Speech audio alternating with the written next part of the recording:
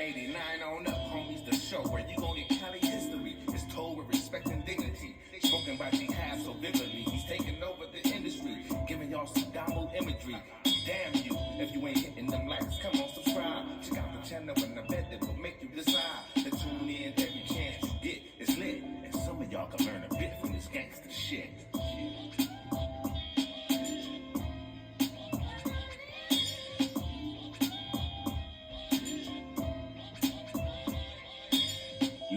YouTube, what it do, loved ones? You know the motto, if you can, after the story's over there, hit us with a like, which is a thumbs up, and that'll let us know we kicking our stuff.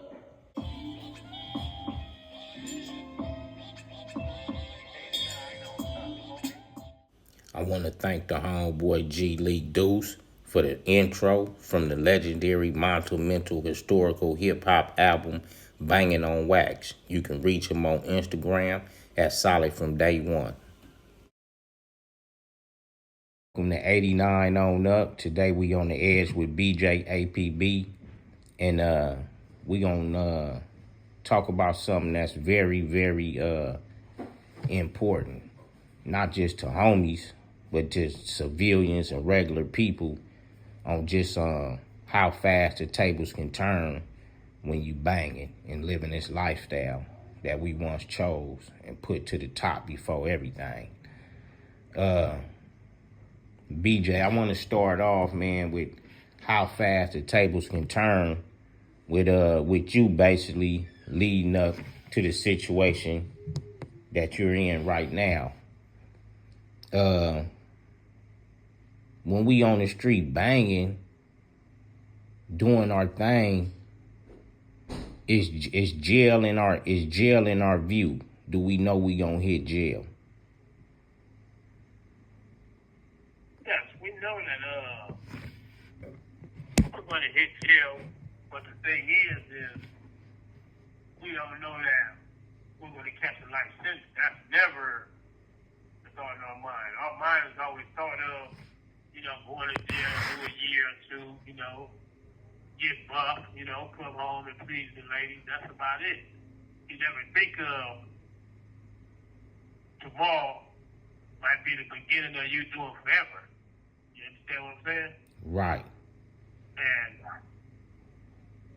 when I was out there doing my thing, it was like, one minute I was sitting there eating now and later enjoying myself, and the next minute I'm in a place, where vegetables is primarily the now and later. And there is no eating now and later. You eat vegetables all the time, and soy meat instead of real ground beef and stuff like that. You know what I mean? Right. So when we on the street, we, even though we living a good life, we take advantage of all these things, man, because we got a path of destruction in our view. Right, actually we do, because when we out there in the streets, destruction is like our playground, and we're a topic truck, driving all through it. We just ruining the community without knowing it, or ruining ourselves without knowing it. We call ourselves having fun, day-to-day fun. That's what we call it. Right. When you come up in here, there's no more of that. No more running around, There's no more jumping up, going out of town, or jumping up, going on the plane ride, or jumping up, going to Magic Mountain, Every morning, your routine is already cut out for you. It's the same thing every morning, Get up, wash your face. If you work out, do a quick workout. Go to breakfast. Drink some coffee. Breakfast is always the same.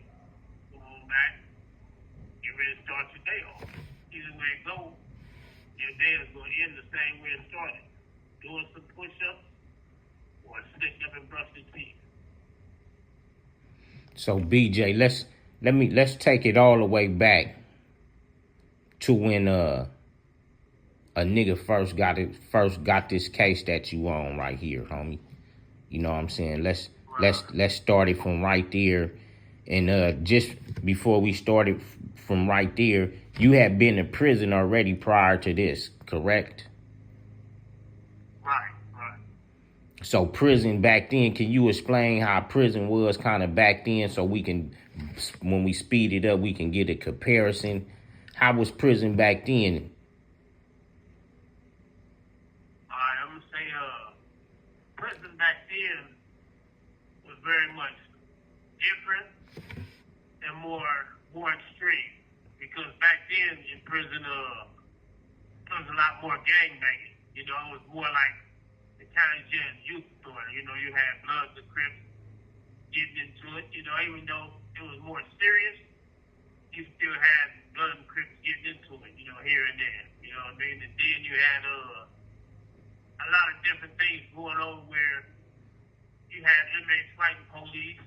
You know what I mean? The police fighting inmates where when nobody telling nobody, just was ahead of play to where, you know, you got into it, y'all go somewhere secretly, get out, and it was over with, you know what I mean? Then you had a more deeper respect level all the way across the board because everybody knew that any type of disrespect being shown, some lives are liable to get took. Now it's like some disrespect shown and some not shown. But more so a lot of more people do disrespectful things because they don't know the consequences of it because everybody's trying to go home. So everybody's being more diplomatic now and trying to keep things down. Some people trying to take advantage of that, you know? So now we gonna go to, you catch this case and you go to the county jail. Who was that BJ that caught that case at the beginning so we could talk about who is BJ today? Who was BJ, homie, when BJ caught that case? Okay, well, when BJ caught that case, at that time, BJ was Dr. Jekyll and Dr. Hyde. You know, Dr. Jekyll and Hyde, I'm going to say. I'm going to say I was more of when I caught that case, I was a sociopath. Meaning that I was able to smile, keep a smile on my face, but at the same time, I was able to do dirt. I still smile and laugh about it. I didn't really too much care about my life. I didn't look at it like that then, but at that time, I was pretty much suicidal. You know, I was down to do anything, whatever it took. Put $1 in my pocket or put some food on the table or keep everybody around me smiling. You know, that's how I was at that time. So entering the jailhouse, you fall in on that mentality. How can you explain to us how, when you caught that time, how did it hit you? Did you have a different mindset right then, or just had a full throttle mindset? What's a mindset of a person that catch that time, homie, back then? Well, a person that kept their time back then, I'm going to say me. I'm not going to say everybody because I don't know everybody think me. When I caught that time back then, I totally didn't care no more. I gave up. When I caught that time, I felt that I was going to die anyway. So I felt that for the rest of his life in prison, I'm going to live how I want to live. You know, I'm going to live it to the fullest. Ain't nobody going to tell me how to live it. Anybody get in the way, I'm going to kill them. Because I felt like, you know, I'm going to die anyway. So anybody in my way trying to destroy what little happiness I got left inside my soul, I was going to get him the same thing too. You know? That's just how I felt then. And so I know we all start in the county jail before we hit prison or catch our time. What was your setting like in the county jail? Did you do mainline time fighting your case, or was you in the blood module at that time? I did a year on the main line, and then I did a year and a half in the blood module. I did a year on the main line fighting my case, and then I ended up going to the module because at that time they had they had rules in the county jail, like if you had too many fights, just due to the gang module, you know, whether you was a Crip or Blood, At that time, I had too many fights on the main line, so the only option was next was going to the blood module or going to high power, so I chose to go to the blood module. So on the main line, when you fighting a case like that, what's one mindset walking around in the county jail? Do you try to cling to people that's fighting the same time as you? Do you stay isolated kind of to yourself? Like what is the program like? Well, me personally, I kind of stay isolated, except for when I knew people. And the reason why was because, you know, like, in the county jail, everybody knows when somebody comes in what they in for. Because you could be on the phone and somebody be like, hey, your homeboy got killed last night. What you want? You know what I mean? We think such and such of them did it, you know? And then the next day they be like, yeah, they called somebody from the other side, put him in jail for your homeboy murder. So 9 times out of 10, after you've been told this, the next dude you run into from that neighborhood, more than likely, that's what he is for, you know? So when you come up in there, you kind of like on edge because you already know that people looking for you, looking for their get back. So I was kind of like sticking to myself most of the time, you know? Wherever I went, I try to stick to myself and try to stay on high alert, make sure I didn't get stuff attacked on, you know? So at that time, when people was going in for certain crimes, is it true that sometimes the gangs will retaliate and try to take off on one another?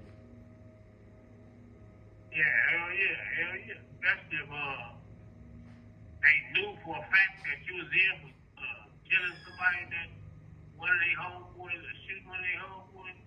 Hell yeah, motherfucker catch you. You know, you're gonna have to pay the piper. That's for sure. So BJ, we want to dive into a young BJ in prison. What was your program like when you finally catch your time and hit California State Prison? What was your program like to even kind of build yourself up to kind of get to where you at right now? Could you kind of like walk us through your mindset, your conditioning, and everything? Well, the first thing was the mindset of preparing myself for prison. And I was taking that ride off the road, looking at all the California highway, looking at all the grapes and apricots and pistachio plants up and down the highway. I was setting my mind on what I was going to do when I get to prison, you know, what was going to happen. At the time when I was going to prison, all the level 4s was locked down. All of them had riots. So I knew, like, I was walking into serious mess, but I didn't know what the mess was over or who was it with or what. I just knew I was walking into mess, so my mind was on how was I going to survive, you know.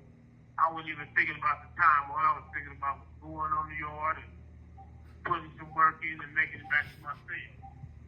And having that mentality helped me survive because it put me in the mind frame of knowing things are serious instead of going to prison and taking things as a joke, laughing and just walking around not paying attention. I went in with a serious mind, and I survived at this time from having a serious mind and paying attention. Welcome back to 89 on up. We on the edge with BJ APB, and we just sending it on how fast the tables can turn from doing our thing on the street to possibly going to jail fighting a life sentence. BJ, we back with you. So I want to know, a lot of people would like to know, catching a life sentence and going to prison, what is that first day on the yard like, pulling up, taking that bus ride? Could you tell us the procedure on getting on the bus and getting to your first prison? Could you kind of lay that on us? Yeah. But the first thing they do is they call everybody and how you go downstairs to a holding cell. And when you get downstairs to the county jail, you go to the cell. It's like a big cell. It's not hella big, but it's big. And it got a bench all the way around the wall. It got like a bench all the way around the wall you can sit on. And then it got one bench in the middle, a little short metal bench like you can sit on too. So they put you in that room and it's jam-packed with people, everybody in that room going to the same place you going, everybody going to prison. So when a bus comes, an officer comes and he opens the bar door and he stands there and tells everybody to have a seat, tells everybody when he calls your name, who comes to get on the bus. But then they have another dude bring all the chains from lace chains to chains, regular chains, and they put them on the gate. Put them on the gate, make correct count, make sure they got enough chains for everybody. Once they make sure they got enough chains, everybody start calling out names. And as you come towards them, you turn around, they pat you down. After they pat you down, they cuff you up. Sometimes you get cuffed up to somebody, sometimes you get cuffed up by yourself.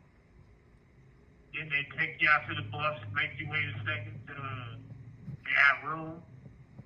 Once one person is sat down, properly seated, you ask the next person to step up on the bus. And the next person will walk up to the bus and they direct you where to sit at, the back of the bus or the front of the bus.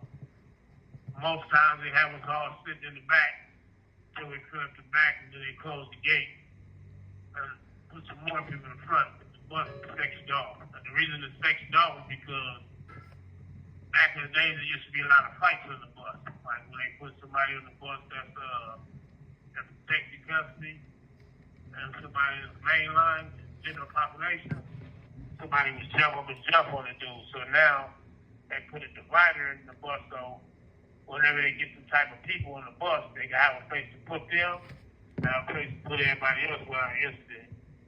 The worst of this might happen, somebody might get spit on. So after they load the bus up, put everybody on the bus, load the bus up, they lock the first gate to the back of the bus, then they lock the second gate to the front of the bus. Everybody sitting down, if you're in the cage, they lock the cage. They got some individual cages too for people like that are considered more dangerous than others. The driver decides what kind of music they want to play. Sometimes they might put on some R&B, or sometimes they might put on country music. Most times they put on the country music because they don't want to listen to rap or nothing else. On the ride to the prison, most of the time they take a deserted road. They'll start off on the regular freeway like the 110 or something, where you can see the city. But most of the time, they'll start on another freeway, I would say like the 10 or the 60 or something like that, depending on what prison you're going to. They start on the third freeway so you wouldn't see that much. You'll see nothing but cows and desert all the way to the prison. Once you're at the prison, they do the same thing, load you off the bus, unhandcuff you, put you in the cage. Then they run you through a line of strip search. Everybody gets stripped out. When you put on the new prison clothes that they give you a bedroll and put you in another cage. And after that, you sit in that cage, get a chow time or whatever. Go get some chow. After you go get some chow, they call names and they tell you what yard you're going to or what building you're going to or what cell or what dorm, depending on where you're going. If you're going to level 4, when they come to take you to your cell, they cuff you up. Because on the level 4, everywhere you go, you're cuffed up. So they come and cuff you up, put your stuff on the cart, and they carry it for you. Take you to the building, put you up in the building that you're going in. Once you get in the building, they unhandcuff you, let you walk on your own to the cell unless you're going to the shoe. If you're going to the shoe, you stay handcuffed. You're not handcuffed, you're not going to the shoe. So when you go to your cell, you get in there, close the door, no lock. They go about their business, they go about their business. Now the part that's worrisome about going to prison is worried about the next morning not knowing what's going on. So the morning 9 times out of 10, you you're going to get up real early because you don't know what's going on. All you know is you're at a place and y'all locked down. So you're trying to find out what's going on. So that morning, that first morning in prison, is the most scariest moment in prison your whole rest of your life. Because that first morning in prison, you don't know what's going on. After that, you ain't even worried about prison. That very first morning, you're scared to death because you don't know what you're facing. I want to double back real quick and ask you what goes through your mind riding that bus on the way to prison, fighting a life sentence. Well, what went through my mind was I wasn't taking the life sentence serious. I knew I had just got life sentence, but I was on a imaginary dream like most lifers do when they first come to prison. I was thinking I was only going to do about 6 to 7 years and go back on appeal and get out. That's how my mind was thinking. Did you cry in the inside, homie? Feel emotional, broke, or what was the feeling? Like a missing your family, missing loved ones. What type of feeling is that? Well, on the inside, I was really, I was broken on the inside because the only thing I kept hearing in my mind was my mama cry when they found me guilty. I was hearing her cry when they gave me life. So, listening to that in my mind, I was broken and didn't know what to do. But every time I walked out that cell, my mind was on survival. And when I make it back to the cell, I would just sit there and think like, man, you know, how did I put myself in this position, you know? How did I allow myself to get this much time? And the biggest question I would always ask myself was, how was I going to do the time? I was like, how do you do a life sentence? You know, you could understand how to do 4 or 5 months a year. Try to understand how to do a life sentence. I don't think nobody's mind ever set to think about how to do that time. So people hear about a life sentence and people hear about the LWOP. Is it a difference? Yes, because a life sentence being like, you have a chance at going home, you know, the life sentence would be like, they give you something with it, like it might be 7 to life, 8 to life, 15 to life, 25 to life. Either way it goes, you got some years that you would do before you considered going home. Now, LWOP means life without parole. So, with the LWOP, it would mean you may never go home. You know? It's a difference now because the law has changed now to where I believe it's on the LWOP you do 35 years, and then they'll let you go home for parole. But before that, LWOP meant you was never getting out. It just meant life in prison, you was never going up for parole. So BJ, to double back to, you say the impact of hearing your family, that was devastating to you. Yeah, that was very devastating because a person never want to see their mama or grandmother cry or their wife cry. Hearing my mama cry and screaming and all that, because I didn't actually see her, I wouldn't look at her. But just hearing the noise, hearing the voice behind me, it just tore me up inside. And I know we not parents, you know, we parents, but we not our parents. What you think ran through moms hearing this about you? I don't know. She felt like they killed their baby. You know? To her, it was like they just killed me right in front of her. This is another important question. Some of us, we get out here, we commit these crimes, and you know, we stick ourselves in these positions, do we forget about, I mean, you know, because we want our freedom back so much, do we forget about the victims, their feelings, their pain, their forgiveness? Do any of that go through a person's mind? To be honest with you, I can't speak for everybody else. I can only speak for myself on that one. And me personally, when I first got this time, I didn't even think about my victim. I didn't think about my victim at all. I was being selfish and careless. All I was caring about was myself. Over the years, as my mind started to develop into a grown person, I learned more about myself, the crime I was in jail for, and the things that I've done, and the people I hurt, and all the pain I caused in the community, and constantly seeing myself through other people's actions on TV. That's when I started thinking about my victim and realizing the damage I caused to his family, his children, and everything, you know? BJ, we're going to come back with part 2, entering the prison yard and introducing yourself and getting settled.